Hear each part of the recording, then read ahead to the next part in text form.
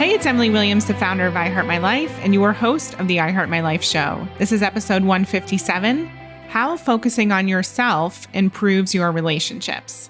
Today, I have my husband, James, joining me.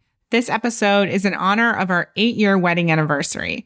We wanted to talk a little bit about what we've learned about focusing on ourselves and even being a little bit selfish, and how that improves your actual relationship itself, your relationship in marriage, your relationship with team members, all of the relationships in your life will be improved when you focus on yourself. Now, I know that that's counterintuitive for a lot of people. Most of us have been taught to put others first, and that's the secret to a lifelong lasting marriage, right? Happy wife, happy life. What we've learned is that it's actually essential that you focus on what brings you joy, what makes you happy, what improves your health, and all of that will in turn improve your relationships. So we're sharing a couple of the things that have worked for us in our relationship to support you in having an awareness around what you can start to tweak and transform in order to create, whether it's marriage success, whether it's team success, anything that you're looking to improve upon relationship-wise. This is a great episode to dive into. So let's do it. This episode was sponsored by the I Heart My Life Mastermind. The I Heart My Life Mastermind is perfect for you if you already have a business and you're looking to scale. We cover tons of different topics. We cover marketing strategy, revenue planning, team, processes, everything you need in terms of mindset, high performance, really taking care of yourself as well as your business, events, publicity. We literally have 7 coaches under one umbrella to support you and give you the answers to all of your burning questions. We host regular weekly workshops where you get your personal questions answered. We have retreats. You have a private Slack channel where you get to ask questions 24/7. You have an extensive resource bank that helps you put in place our cash method in your own business, and much, much more. This is one of the most inventive programs around. I don't know anyone else offering the service that we provide. So if you are interested in growing your business and transforming your life, definitely book a call with us to learn more. Go to iheartmylifebooking.com and learn more about the I Heart My Life Mastermind. Welcome to the show, James. Happy anniversary. Happy anniversary, my love. So today I was inspired to have you on for a few reasons. One of which is I remember back in the day before starting I Heart My Life, I heard somebody say that starting a business is the best personal development course you can ever do because you learn so much about yourself. You learn your likes, your dislikes, obviously your fears and insecurities, things that you need to improve upon. And I also think the same is true about marriage. You learn so much about yourself by being in such an intimate relationship and a long-term relationship. So today I wanted to talk a little bit about how we've been able to grow together and as individuals as well on this journey of marriage, but also on a journey of being husband and wife who work together and have worked together for nearly 7 years now. So I want to dive into all of that today and just give our listeners a really clear understanding of the way in which we kind of make it work and some of the things that we've learned along the way. Sounds amazing. What a journey. Yes. So one of the things that we learned when we worked with our relationship coach a few years ago, Marla Mattinson, was that the individual is just as important as the couple. And she even had one-on-one sessions with each of us throughout our time together. It wasn't just our couple sessions. And I thought that that was really powerful and important to kind of point out and to showcase first and foremost in this episode, because I think a lot of people think that when you get married, it's supposed to be two becoming one. And ultimately, I don't think either of us see it as that. No, not at all. And I think that's why, and we'll dive into the reasons why in a bit, I'd imagine, but that's why our relationship has grown together, with the business and with moving so many times and getting to know ourselves, is that ultimately we've discovered who we are as individuals so that we can grow, alongside each other. And I think that's a key distinction to, becoming one. I know that, quite often you might hear someone say that he's my everything or she's my everything. When you Or really you complete consider, me. when you really consider that concept of someone else being your everything, really think about that. Because if you're not your everything, how on earth can you expect to be making the choices that are going to make you happy? If you can't be your everything and you're putting that on someone else, you're taking your own power away to resolve the inevitable challenges that come along with life. Totally. And it's the same thing with your business being your everything or success being your everything. If that's ever not there, then it is a slippery slope. It's like, you're the main person that you can depend upon. And so that relationship with yourself has to be paramount. Mm-hmm. So what would you say you've learned about yourself over the years that's been really key to also developing a healthy relationship? Well, I think the first thing that I learned was that, especially when we first met, and I was in my last career, which I was very grateful for. But I learned that I was very extrinsically motivated. And what I mean by that was that I was very motivated by getting praise or reward or something come to me from the outside to fill me up. And that showed its head by me constantly wanting to change what I was doing within my career, or me constantly searching out something else or someone else to fill me up. And I guess that especially when we just made this decision to run a business together, I very much realized that when I'd let go of what I thought I should be doing in my previous career and started listening to the inside, listening to what actually made me happy, I felt a huge amount of responsibility and fear, because it was something that I hadn't really thought about before, that actually the liberating feeling of it's all down to you, you're fully responsible for everything that you experience in life, is exciting and also very, very scary. And that's really the beginning of the journey of me and how I played a part in what is now us. Yeah. And I think that happens with all of our clients. We were talking a little bit about, in particular, some of our coaching programs where our clients come in and they have the desire to start a business and they want to know all about the strategy. But ultimately, what we believe is that this is a holistic process. And so we want them to be very clear around, what is it that you actually want? What do you desire for your life? And what can you do to take care of yourself? Because you always say you're your first client, you're your most important client. And so we focus a lot on who they are and what it is that's going to bring them joy and really fulfill them, almost regardless of the business, because we want them to really tune in with what those things are that are going to fill them up. And then, like you said, say everything else is just a bonus. Right. And this is a great, question to bounce back to you, Emily, in that one of the things that is still surprising to me, when you ask one of our clients, when we first meet them, what is it that you want and what makes you happy? It's not an easy question for them to answer, because most people aren't thinking about what makes them happy. They're thinking about what they need to bring in to have success. But if you ask them, well, what makes you happy that exists in your life right now? What do you want? It's a challenging question. I know that it was challenging for you. You were always ambitious, but if someone was to ask, what makes you happy, it would be always something that's far out of reach in the future that you're aiming towards. And I think that that's a common challenge especially with driven, entrepreneurial-minded people who have big goals, is that they lose a little bit of attachment to the now, which is obviously really important for understanding who you are right now, so that you can design who it is you're going to become. Yeah. And that kind of pertains to one of the things that I definitely learned about myself as an individual through this process and through being married.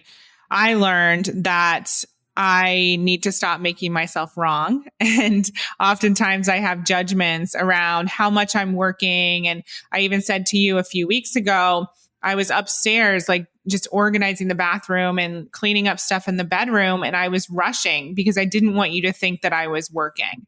And ultimately, that's a judgment of myself and has nothing to do with you. And like you and I always talk about, sometimes we have these conversations with each other in our minds, but not actually have the conversation. And it's all just judgments we have about the way that we're showing up. And mine is normally around how much I'm working and what is James going to think? And am I spending enough time with James? And is he going to think I'm a workaholic? And all these judgments that are frankly exhausting and not helpful to me or our relationship. No, and that's, I mean, for everyone listening, that's a really great place to start, is to start listening to where are you judging other people and their thoughts about you.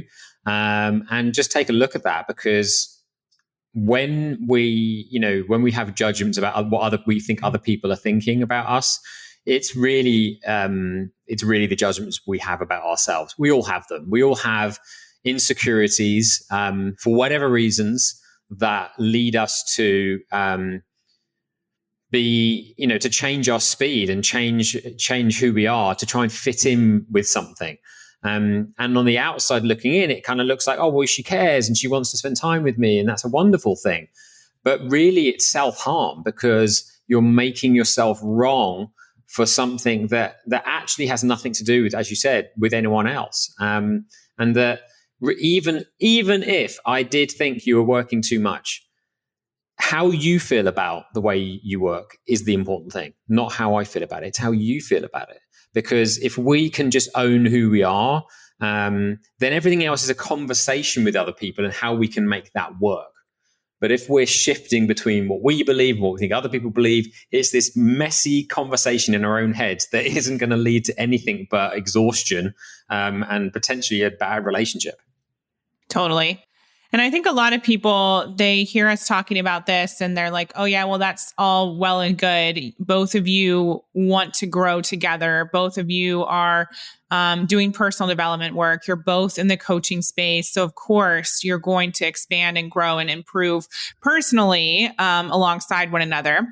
And I think that that's a really important point, because one of the honest reasons why we wanted to why I wanted to record this episode is because we've actually seen examples firsthand of people who don't grow together.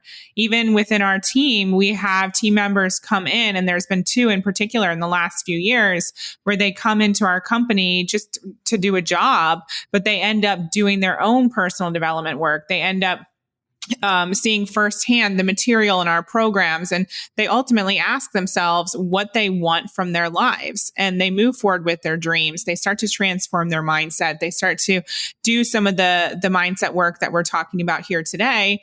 And ultimately, their partner is no longer aligned with them. And we've actually seen 2 marriages end in divorce because of some of the work that they've done at I Heart My Life. And that seems really weird to say. We're not obviously promoting people breaking up, but we do find that not every couple or not everyone is willing to do the work. And so sometimes one person is further along and one person does kind of lead lead down the path, and it's up to the other person to decide, you know what, I'm willing to rise to the occasion. I'm willing to transform, or, you know, maybe it's not actually the right fit anymore.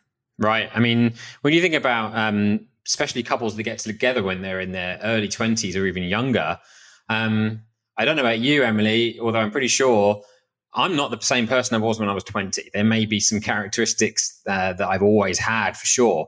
But I certainly didn't know my own mind to the extent that I do now. I didn't know what I wanted, what I was here to do. And so I can see that a lot of the choices that I made when I was 20 weren't in alignment with who I am now. They led me there. This is where we need to be really kind of like curious about relationships in general, that they don't have to last forever if they're not right. That's not a bad thing. And, you know, when people discover who they really are, it's a wonderful sensation. When you know what you really, really want and what it takes to get there, that's a wonderful thing. And sometimes, though, it comes at the cost of recognizing that you've committed to something or someone or a situation that is no longer in alignment, whether that be a relationship, whether that be a job. I had 12 years in a career that I was so grateful for, but it fell out of alignment with me being the best version of me. And I made myself wrong for that choice many, many times, until the day I'd made the decision to say, do you know what? This chapter's over. And when you make that decision, as we've seen clients do with relationships or other choices, it's right. And that's when you start finding out who you really are. Yeah, I think that leads me to one of my second big ahas as an individual in a relationship like ours. And that is just to be honest and to speak my truth. And I know that when we worked with Marla, she talked about exquisite honesty and not making anything wrong. And this is something that you and I definitely practice. And of course, there are still moments where we don't feel amazing about it. I know for me, I need a lot of space and I need to be on my own much more than you do. And so I've had to be really open about when I'm experiencing those moments, times where I actually want to sleep in the guest room instead of our bed together, times where I just want to watch TV or be on my computer in another room in the evenings or whatever it is, even times like when I want to go and stay in a hotel on my own. And that might sound really weird for people listening, but we work together all the time. And honestly, it has nothing to do with you and our relationship. It's more about me and my needs and wanting some space and wanting to be on my own to, I don't know the correct phrase, but introverts, like I don't get energy from being around other people. I actually have to go away and be on my own to kind of regenerate and to recoup from any sort of stress or, period of time that has been challenging. Whereas you're fueled by other people. And so one of the ways that I've had to kind of honor myself is just speak my truth about what I need in the moment. Yeah, so important. And there'll be people listening to this that, if they're really honest with themselves, are putting up with situations because they feel it's what they have to do. When you think about it, asking your other half, or just saying to your other half, do you know what? I would really like to just spend tonight on my own in the spare room just to recoup. There's like nothing wrong with that. But when you think about the energy that sometimes that comes out with, when we make something wrong in our minds, it comes out with in a negative, attacky, blamey kind of a way, right? There's two ways of saying. I could say, I really need some space tonight. I'm just going to read a book and I'm just going to be on my own in the room tonight. Okay, so I hope that's okay. Have a lovely evening. And then there's, I don't want to be around you. You're getting in my way. You're too loud. You're too noisy. You talk too much. I'm going to go and spend the rest of the night in this room. When we find ourselves attacking like that, it's because in our own minds we're making things wrong. And where me and Emily have come to this great place is having a discussion like grown-ups and just being honest about what it is we need to be happy.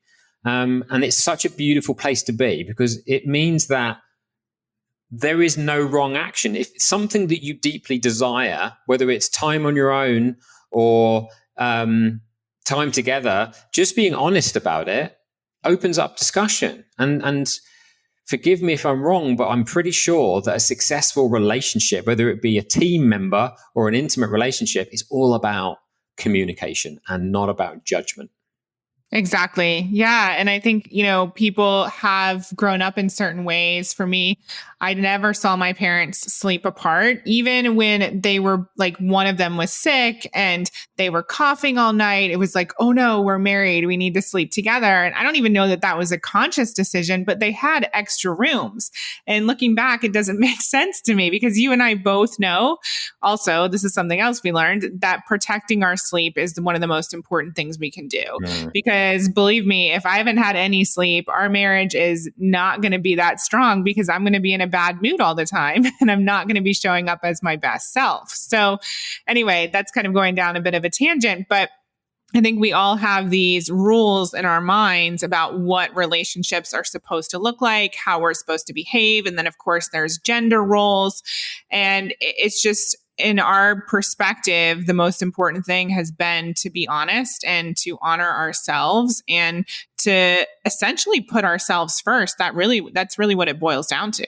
Yeah. I mean, here's a concept for everyone to consider. sit down and really think about the relationship you have with yourself. Like, really think about it. How kind are you to yourself? How forgiving are you to yourself? And now relate that to any of the problems that you've got in the relationships in your life, because you'll see some connection there. The relationship you have with yourself is reflected in everything that you put energy into in your lives, whether it be another relationship or a business. Resentment for anyone or anything else is merely your inner self recognizing how much you're not giving to yourself. That's all that is, right? Judgment of other people is just judgment of yourself if you were to act in a certain way based on what you've been taught or what you've believed. If you focus on the relationship you have with yourself and make that loving and caring and nurturing, you'll find that you show up very, very differently in the relationships in your life. And there is the key, really. That's so true. I remember asking one of our coaches, I said, why do you think I'm so hard on other people? And she said, because you're hard on yourself. Mm-hmm. And I've noticed that throughout the years, the times where my expectations are, out of control for myself, I show up in that same way with team members and clients and, expect perfection and really have, just some crazy expectations and judgments. And that's when I'm also showing that stuff and showing myself the same, or reflecting the same thing back to myself. Yeah, it's the trap of the shoulds, as I call it. They should, he should, she should, it should. It's all these shoulds that we put out there about how we think the world should be. And if we can just replace that with curiosity, why does she do that? Or why does that happen? Or why do they do that? That curiosity leads us to a discussion. And a discussion leads us to a solution. And then we move on. Love it. So what other personal shifts have you made that have really helped improve our relationship? I would say, in really coming back down to the relationship with ourselves, is also recognizing that the way that someone else succeeds, the process that they use, what they need to be effective and efficient and productive may be different to yours. And so Emily and I are very different in the way that we work. Emily is like, she can sit there and work and focus without being distracted for hours, just so zoned in. Whereas the way I work, I have to stop and then start and then stop and then start. And it's just owning that. It's not a problem. When you find what your recipe is for being effective, it's really important you own that, because if you don't and you try and replicate how other people are working or dressing or showing up because you think it works for them, it must work for you, you're going to find yourself walking an unauthentic path and it will not work for you. So discovering the way in which you move effectively is going to just make you a much more happy, successful person. And then you get to figure out, okay, how do these two different modalities fit together in a relationship? So for me, it was really, understanding how is it that I move and throughout my day to have a successful day as me? And then how can I communicate that to Emily and to my team so that they know how to request something from me, or they know how to communicate with me that's different to another team member or another relationship? Yeah, I love this conversation because it also applies to so much more than marriage. And one of our big kind of learnings for the past year or two has been how to develop a team, how to mentor people on the team, how to create a company culture, and really understand just how to work closely with people. Because for so long, it was you and me. We had a little bit of help with VAs, but now we're actually building a company. And so all of this definitely applies to marriage. It applies to relationships with family as well as team members, for sure. Yeah, I mean, it's huge. I mean, this is the thing. But for people out there that are listening to this purely because they're curious about, having a successful relationship, relationships are relationships. And I think any good team, whether it's 2 individuals or 50 in a team, all great teams are made up of individuals who are authentic and owning their mastery to the best of their ability. And then the skill is to take those individuals and match them in a way that creates a result. Emily and I's differences are why we work together really well, because where Emily might fall short, that's a strength of mine. Where I fall short, that's a strength of Emily's. And when we're not making each other wrong for that, we've come together and now learned to utilize those strengths for how they can benefit us, not only personally, but professionally. Yeah. And I think one of the things that stops people from having, growth-based relationships is they're worried about what will happen if they focus on themselves and if they are their true self and if they move forward with the thing that really makes them happy. And ultimately, I think you have to ask yourself, do you really want to be in a relationship that is based on a lie or based on you not being authentic or based on you not being honest?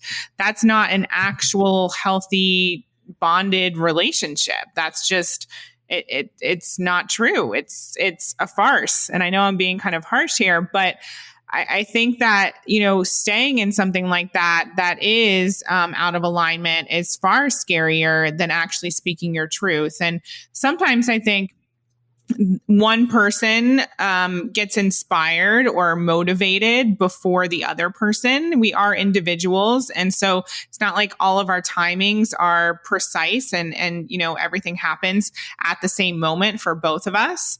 And I know for me, I discovered coaching in this whole space before you, James. And I think, me moving forward with this and starting to do this work really inspired you. Yeah. And there could have been a point where I thought, oh no, like, what is James going to think? And I'm going to be a different person. And of course, I've had my own fears, but I want people to really remember that even if your spouse or whoever it is doesn't get it right away, they're still watching and they're still absorbing and there's still time for them to make a decision that they too want to grow and start to transform. Yeah, totally. Everything you're saying just kind of reminds me of, everyone knows that phrase that marriages take work, right? And it's true, they do.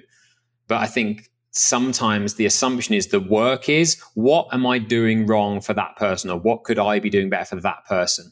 When in fact, the work really is how you growing together, but understanding that we all change a bit as we grow. So the work is taking responsibility, really. What am I doing? How am I showing up out of authenticity, out of alignment, incongruently to the best version of me in this relationship?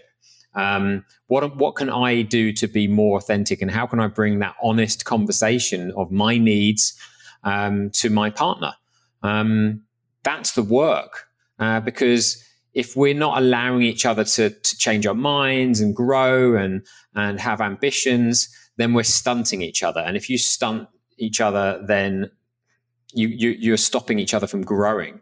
And that's the beauty when you get it right, is growing together is a dance, right? And like any dance, it can be complicated at times, and every now and then you trip.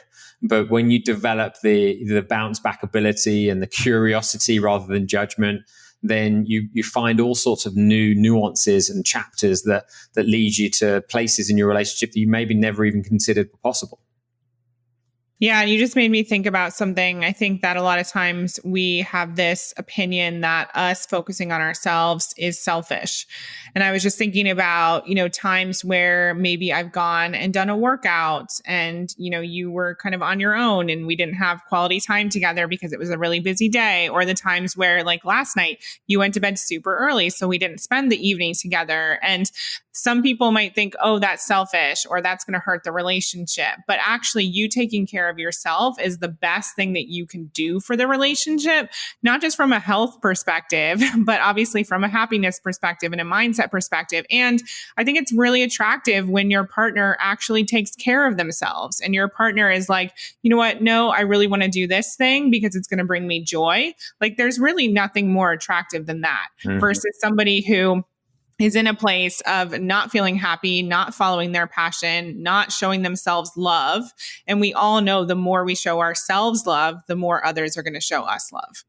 Totally. Your capacity to receive love is reflected in your capacity to give love, right? And when we are fully topped up with the love and attention and the care that we paid ourselves, it's the bandwidth that we have to give love and support for others is exponentially greater. It just is.